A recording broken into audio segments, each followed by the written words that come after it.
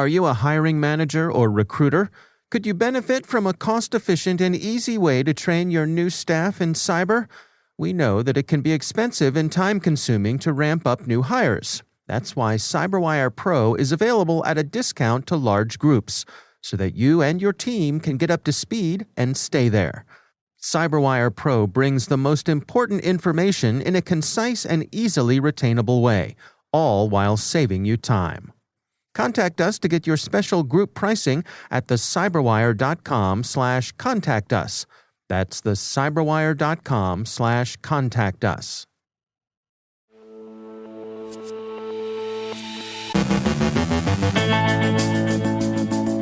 The European Union expresses solidarity with the U.S. over the SolarWinds incident. The U.K. joins the U.S. in attributing the incident to Russia.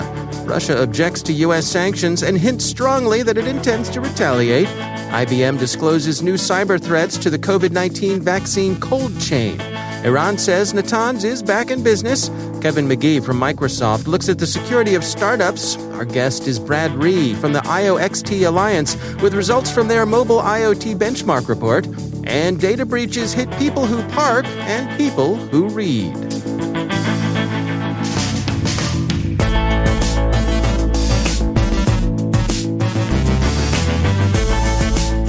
From the CyberWire studios at Data Tribe, I'm Dave Bittner with your CyberWire summary for Friday, April 16th, 2021.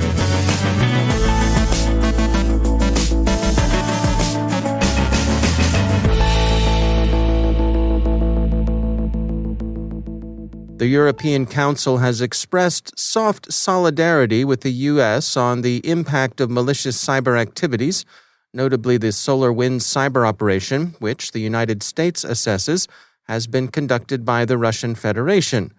The EC's principal interest, as expressed in its statement, is to call for the development of international norms to inhibit attacks on the ICT supply chain in particular.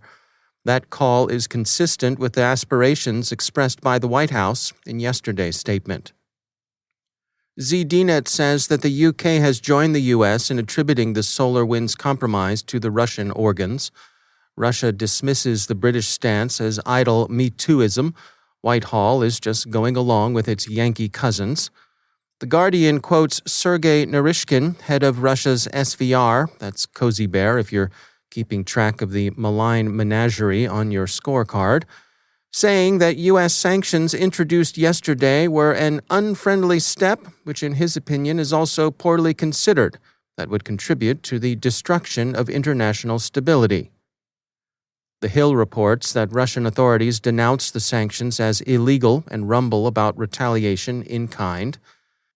Reuters quotes Kremlin spokesman Dmitry Peskov as saying, quote, "We condemn any intentions to impose sanctions, consider them illegal, and in any case, the principle of reciprocity operates in this area. Reciprocity so that our own interests are ensured in the best possible way." End quote. That is, what's sauce for the Moscow goose is equally sauce for the U.S. gander. Sanction us and we'll sanction you back.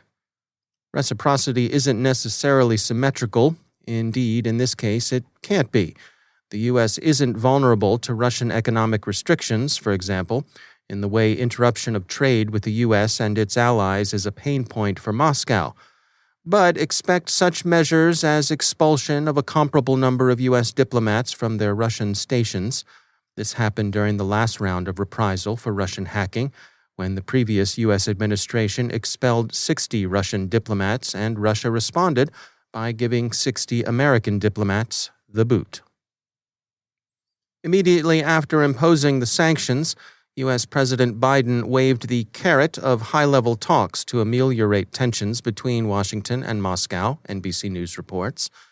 The U.S. sanctions against Russia have received general bipartisan approval from Congress.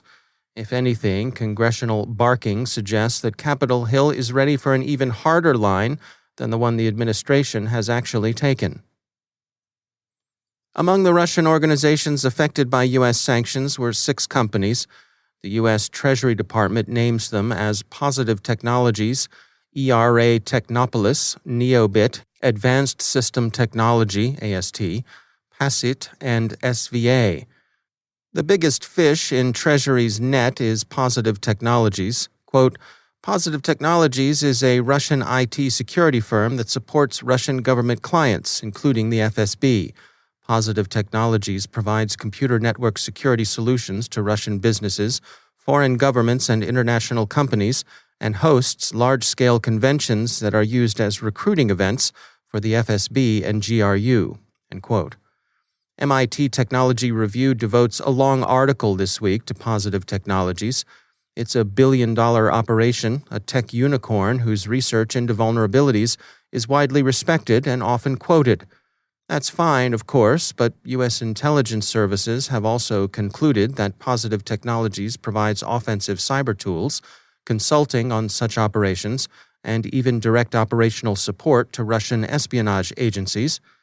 Positive Technologies works with a range of Russian agencies, but it's thought to be especially close to the FSB, whom it provides exploit discovery, malware development, and even reverse engineering of cyber capabilities. A note from our linguistics desk, Positive Technologies has an English name.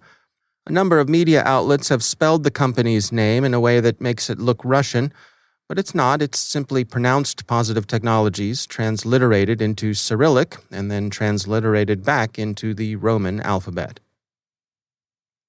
IBM warns that the COVID-19 vaccine cold chain, the refrigerated logistics necessary to ship and store vaccines, remains an attractive target for active cyber attack. The company's Security X-Force says that it's recently discovered an additional 50 files tied to spear-phishing emails that targeted 44 companies in 14 countries in Europe, North America, South America, Africa, and Asia. The campaign impersonates an executive from Hair Biomedical, IBM says, going on to explain that this is a major Chinese biomedical company that is purported to be the world's only complete cold chain provider. So why would someone be interested in these particular targets? The vaccine cold chain is an international one, with participation by companies from many nations active in several sectors, and by governments, international organizations like UNICEF, and various non-governmental organizations. So, there's a great deal to find. IBM recommends that everyone involved with the cold chain stay vigilant and that they check TrueStar Station for updates. Whatever somebody, probably Israel, did at Natanz, probably a bomb, the enrichment facility seems back in business and now producing 60% uranium-235, or so Iranian authorities tell Reuters. And finally, are yins thinking of parking in Pittsburgh? Yins out of luck. A Pittsburgh Parking Authorities app has been breached by some jagoff, the Pittsburgh Tribune says, although not exactly in those words. About 20 million drivers, or at least parkers, are affected, and since the Steel City has just north of 300,000 residents, the arithmetic-savvy listener will soon conclude that this must be wider than the Monongahela Valley, deeper than the Allegheny River, and it is. Yins don't even need to be a Carnegie Mellon grad to figure that out. It's a third-party problem deriving from a breach at the Park Mobile service detected at the end of March. Why do we mention Pittsburgh in particular? We just like talking about yins, and besides, we saw the article in the Trib.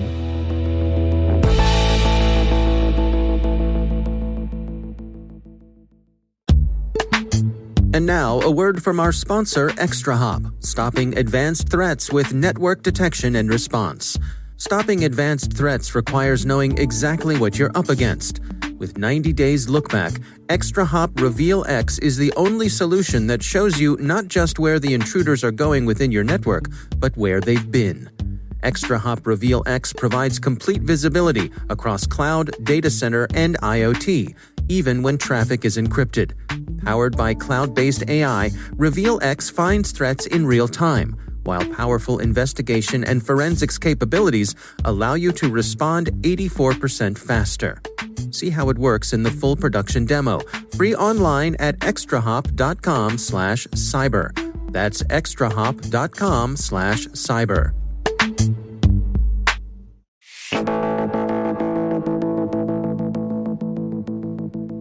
It is becoming more and more the norm that if you buy any type of electronic device, There's a companion app that goes along with it. In my own life, I've got apps for my bathroom scale, lights and appliances, and even my son's fancy new electric scooter. The folks at the ioXt Alliance recently partnered with the team at Now Secure on a report titled Mobile IoT Benchmark, the State of Mobile App Security. Brad Ree is CTO at the ioXt Alliance. So the ioXt Alliance is an organization of leading IoT and device manufacturers who are really working to basically address the cybersecurity concerns for smart home, smart building, and cellular IoT spaces, all of which have nothing to do with this mobile application. However, in the last 6 months, what we did was we realized that in all of these connected devices, there's the device, but there's also the companion application. So from that, we've launched a mobile application certification program, and we've worked with Now Secure, who's one of our authorized labs, to help set up this certification program. And more importantly, they went and did a market survey of what the landscape of connected apps look like. And so that was the genesis of where the report came from, with many of these findings ultimately being rolled into our certification program. Are there any trends here in terms of, certain types of devices tend to be more attentive when it comes to security? So the biggest trend that I actually see out of this is that many of the developers, or at least the managers over the development teams, were surprised at the results. So for the most part, many people, think that they're following, best practices and everything, but it's only when you sort of get that third-party assessment that libraries may have been included that had some issues, or developer code that was left in and not fully thought through was left and exposed. So, like I say, unfortunately, the biggest trend is a little bit of a surprise on many of the developers' side. Interesting. Now, tell me about the process of certification. What do folks have to do to go down that pathway, and what are the benefits? Sure. Well, we have a couple different ways that we're certifying devices and everything. So we went and first defined a standard that is testable and scalable. And what we really mean by that is it has to be able to address the hundreds of thousands of devices, or the millions of apps out there and everything. So we have a self-cert program where developers can come in and basically run through the questionnaire and everything themselves. Or we also have, working with labs like Now Secure and some of our other authorized labs, can have third-party assessments. And then a bunch of our labs have also been working on, like Now Secure has some tools that they offer that manufacturers can do some automated scans to look for the low-hanging fruit of the security issues. Are there any things that folks can do who are the consumers of these devices in terms of, having any assurances that the combos that they're using are as secure as they think they should be? Yeah, there's a couple things. So there is a little bit of a challenge, which is where ioXt Alliance is really trying to step in with having a certification that is public and visible and everything else. But I would caution consumers when they're installing apps and permissions are being requested, they should think twice about what that permission is. Don't just blanket accept everything. I'll throw a great example. We had took a look at it was a manufacturer of air conditioners, and their mobile app for controlling an air conditioner was actually asking for both access to the microphone and recorded sessions. And I contend there's very few air conditioners that need to have access to any kind of recorded material. I concur. Absolutely. So there's some of those those kind of things really definitely jump out, and you should just take a deep breath, not accept everything that's required, or use at least temporary permissions. That's Brad Ree from the ioXt Alliance. The report is titled Mobile IoT Benchmark, the State of Mobile App Security. There's a lot more to this conversation. If you want to hear more, head on over to CyberWire Pro and sign up for Interview Selects, where you get access to this and many more extended interviews.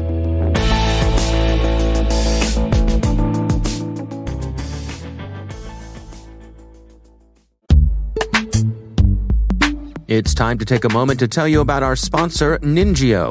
Are you tired of boring cybersecurity awareness training PowerPoints that don't keep your attention? Turn your team into cybersecurity ninjas by getting them Ningio'd. Through animation, micro-learning episodes featuring celebrity actors, Ningio empowers individuals and organizations to obtain the skills, habits, and behaviors to truly become your last line of defense against cyber threats. Written and produced by Hollywood writers and based on real-life ripped-from-the-headlines events, millions of employees have come to love Ningio. With easy-to-remember security awareness lessons and teachable moments, companies using Ningio report a drastic decrease in cyber attacks based on human error. So head on over to Ningio.com, that's Ninjio.com, to learn more and watch their latest episode for free. And we thank Ningio for sponsoring our show.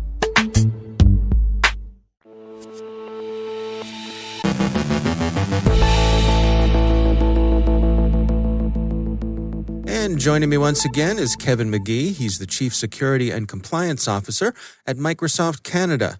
Kevin, it's great to have you back. I know you do a lot of work with startups, and in particular, you do work with startups who are not necessarily in the cybersecurity realm.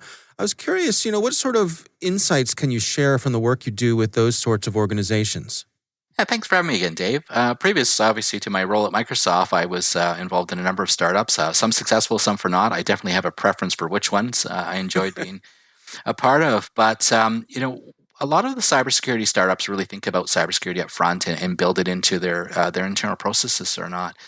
Other startups that are not based on security or don't have a product based on security really have to keep focused on a lot of different things, and security might be pushed down and down in the priority list, which can be for what is perceived like the right reason. I'll give you the example. If you've got a product where you want user adoption to happen really quickly so you can demonstrate to funders that you need more money, adding multi-factor authentication or other sort of friction for security will actually decrease your user adoption. So making those decisions based on growth alone can leave you exposed to a lot of security problems. Working with the startups to have that discussion up front to really look at how do we manage that risk is something I really enjoy and feel adds a lot of value to these startup founders. What are some of the advantages that startups have these days when it comes to their security posture versus organizations that have been around for a while? Well, they can take a lot of advantage of decades of best practices of cybersecurity. So we've got cloud computing that comes with a lot of defaults turned on. Most of the users in startups are familiar with things like multi-factor authentication or DevSecOps or whatnot, but they also don't have this sort of legacy of policies, procedures, or infrastructure that was built during a different time with different legislation or it needs to be retrofitted. So they get to start from scratch. So taking advantage of getting those norms and leaning in on what's already available, but also then balancing that with making sure that you're not creating additional technical debt by avoiding security for, like I mentioned before, user adoption or other things that are relevant to the business can still be a challenge. Does having so many things that we rely on, so many of the technical aspects of running a business, having them be cloud-based these days, is that overall an advantage in your estimation? It is because, again, it provides a lot of security by default. It allows a lot of scale. You can very quickly and cheaply scale a startup. My first one was in the 90s. We had to buy physical servers or build them it was really difficult to provide that level of scale if you needed compute power, which is now really cheaply available and securely available. But it also accumulates a lot of data and a lot of assets in one place that are really valuable for hackers to go after. So again, it's one of those balancing acts. How do you take full advantage of all the opportunities that cloud and new technologies offer, but making sure that you're also not becoming a very attractive target for hackers as well? Do you suppose that there's a sort of a cultural evolution here where I'm thinking of, when you start up a business, people will advise you that there are certain professionals you need to engage with. You need someone to help you with your insurance. You need a good lawyer, those sorts of things. Are we approaching a point where cybersecurity professionals are part of that list? I would like to think so. Having a great accountant, make sure you don't get an audit. Having a great lawyer sets you up for success if you are ever sued or whatnot. So having a great cybersecurity professional at the beginning would be a great addition to your team. But often that's seen as an expense, or maybe an expense that could be pushed off or reprioritized to the future, generally to the detriment of the company should an event happen. But it's certainly something that startups could take full advantage of. Startups also have much more to lose than the average business. If there's compromise of a credit card, you might lose up to the credit card limit. If there's a business email compromise, an invoice may be improperly paid. But if a startup really gets hacked, maybe their IP gets stolen and they have no reason to exist anymore. Or if there's reputational damage because of a hack, they can't get funding and whatnot as well. So there's a lot more at risk for an early stage startup to get it wrong. And so it becomes super important to really get it right. All right. Well, Kevin Magee, thanks for joining us. Thanks, Dave.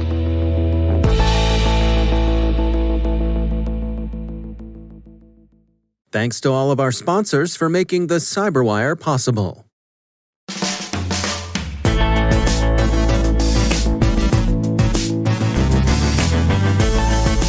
And that's the CyberWire. For links to all of today's stories, check out our daily briefing at thecyberwire.com. And for professionals and cybersecurity leaders who want to stay abreast of this rapidly evolving field, sign up for CyberWire Pro. It'll save you time and keep you informed. Fights bad breath, doesn't give you medicine breath. Listen for us on your Alexa smart speaker, too. Be sure to check out Research Saturday and my conversation with Deepan Desai from Zscaler. We're discussing a new Trojan malware that's using social engineering techniques and fake cybersecurity resume cover letters. That's Research Saturday. Check it out. The CyberWire podcast is proudly produced in Maryland out of the startup studios of Data Tribe, where they're co-building the next generation of cybersecurity teams and technologies. Our amazing CyberWire team is Elliot Peltzman, Puru Prakash, Kelsey Bond, Tim Nodar, Joe Kerrigan, Carol Terrio, Ben Yellen, Nick Valecki, Gina Johnson, Bennett Moe, Chris Russell, John Petrick, Jennifer Iben, Rick Howard, Peter Kilpie, and I'm Dave Bittner. Thanks for listening. We'll see you back here next week.